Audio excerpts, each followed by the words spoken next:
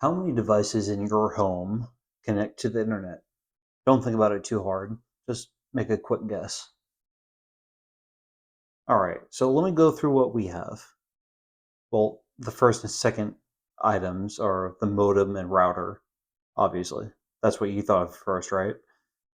Two smartphones, two iPads, a Kindle, three cameras, a Fire Stick, a PlayStation, a Roomba, two computers, one drone, one Alexa, one thermostat, one printer, one scanner, one TV, two lights, and that's all I could think of. That's 23 devices between myself and my wife, which is a lot. But to be fair, nine of those are required for our work. In 2022, the 2022 Connectivity and Mobile Trend Report found that the average home had 22 internet connected devices. So, what's the danger here? Is anyone out there being murdered by the smart home? Uh, Most of these smart homes do not inherently have artificial intelligence in them, so the main danger is from humans accessing these devices with malintent. In a few moments, I'll tell you about a man who had his entire smart home turned off without his permission, and it was turned off for an entire week. This topic of danger from smart devices and technology in general is more prevalent than ever, but it's by no means a new conversation. This topic is one of the main themes of the novel and movie 2001: A Space Odyssey, ranked the 22nd best movie of all time by the American Film Institute. 2001: A Space Odyssey, the book, was co-authored by both Arthur C. Clarke and Stanley Kubrick, although solely Arthur Clarke is credited as the author. The book was written during the creation of the film and wasn't published until after the movie's release. 2001: A Space Odyssey traces humanity's evolution and encounters with mysterious monoliths that drive mankind's progress. It begins with prehistoric humans finding a monolith that inspires the use of tools.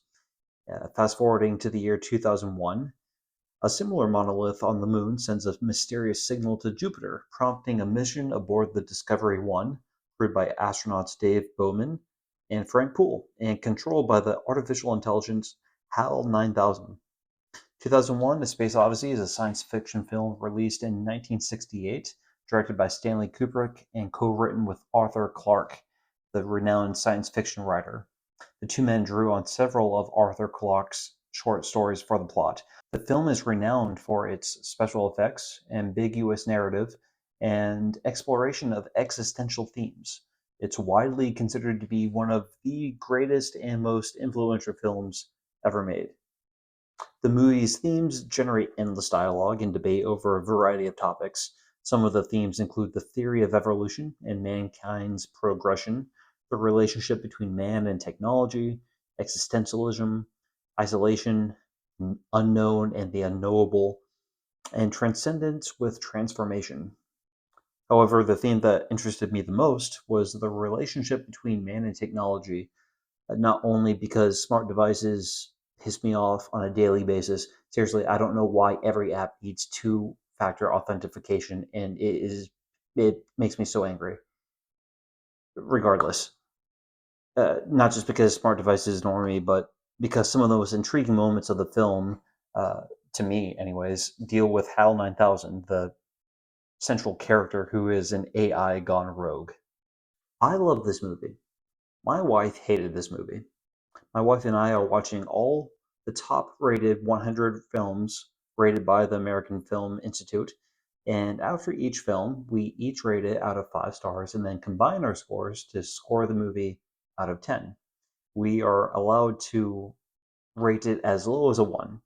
So the lowest score a movie can get is a 2 out of 10.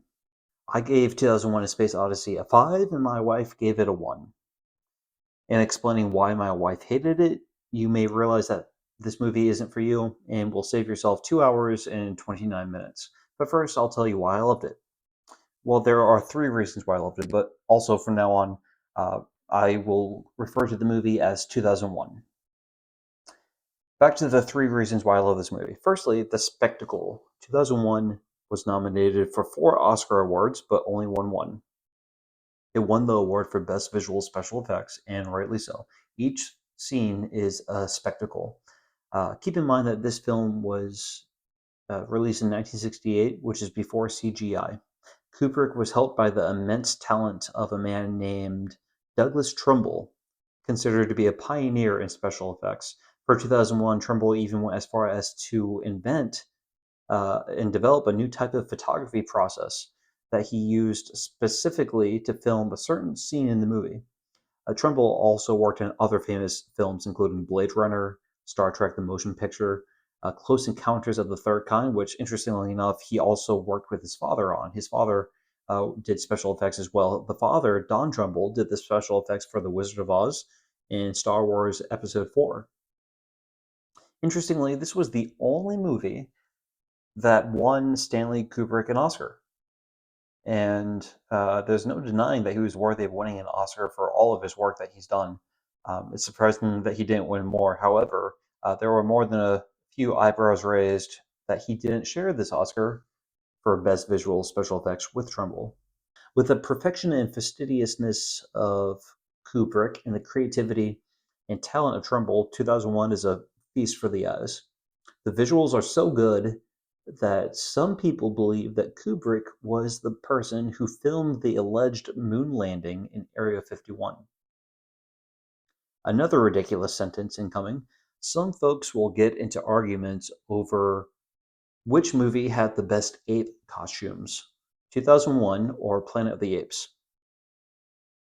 I can't find any data for this next conjecture, but the movie is so visually entertaining that I can only assume that 2001 is a favorite among movie lovers in the deaf community. The second reason why I love this film is HAL 9000, the rogue AI. HAL is an acronym for Heuristically Programmed Algorithmic Computer, while 9000 just denotes the series number.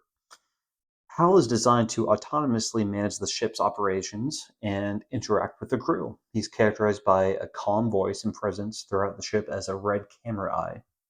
Its main function is to ensure the mission to Jupiter succeeds by maintaining the spacecraft and assisting the crew. However, HAL's secretive programming leads to a malfunction when it perceives an unforeseen threat to the mission. The relationship between HAL and the crew are innocuous at first, but slowly declines to become increasingly tense to the point that both man and AI are intellectually fighting with each other for physical survival. This particular subplot and its scenes were the most interesting in the movie to me. Even to my wife, who hated the movie overall, enjoyed these particular scenes.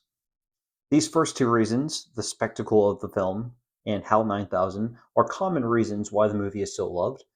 However, the third reason why I love the movie is one of the very reasons why my wife hated the movie. But an additional point of why I really enjoyed this movie is how some of the futuristic devices that the character used in this sci-fi film released in 1968 are exactly what we see around us today. I'll just give two examples, but the first one are iPads. I'm using an iPad in front of me. There are devices that look identical to iPads that are being used by the characters in the movie. And there's also a scene where a character is video calling his daughter, uh, just like Skype or Zoom. Back to the third contentious reason why I love this film, it's ambiguity. Much of this movie is left open to interpretation, primarily through the script or lack of it. At the risk of being a spoiler, I mean, it's from 1968. How much of a spoiler can this be? But the first 25 minutes of the film don't have any dialogue. The first 25 minutes don't have any dialogue. Neither do the last 23 minutes. In fact, in total, 88 out of the movie's 128 minutes are without dialogue. This lack of speech requires viewers to infer meaning visually. Earlier, I assumed that this movie is popular among movie lovers in the deaf community. Inversely, I assume it's unpopular among movie lovers in the blind community. But that's just me guessing. The monoliths in the final Jupiter sequence are also famously ambiguous, causing much debate to their meaning even today. You can find dozens of videos on YouTube solely on the end of this film. Now, I am using ambiguous as a synonym for mysterious. So if you love inherently mysterious objects or stories like the identity of Jack the Ripper, or the origin of Stonehenge, or who built the pyramids, or why was Richard Simmons so popular, you will like this movie. However, much of these plots and themes are left unreconciled at the film's ending, leaving the viewer to guess or draw their own conclusions. So, is the 22nd best movie of all time worth a watch? I say yes, and my wife says no. I think the movie is worth watching just simply to watch it. It's beautiful. It's visually stunning. Add to that the plots and the subplots of mysterious monoliths directing mankind's progress, machine versus man, and a highly debatable ending, and you have a great movie to watch a movie night. However, if you are like my wife, who needs to hear dialogue in more than just 9/14ths of the movie and need closure at the end of a film, well, you will be left in disappointment. Also, of particular annoyance to my wife was really the final scene, like all 20 minutes of it, because there's a lot of flashing lights and, in her words, annoying music, kind of like a Richard Simmons 20-minute workout video. You never give up. We're all here rooting for you. God bless you. Come on in. Now this is my mind. So, is anyone out there being killed by their smart home? Not that I could find. However, if the smart home is truly smart, they wouldn't really leave evidence of it. It just used the Roomba to. Anyway. However, one man had his entire smart home turned off without any warning for an entire week.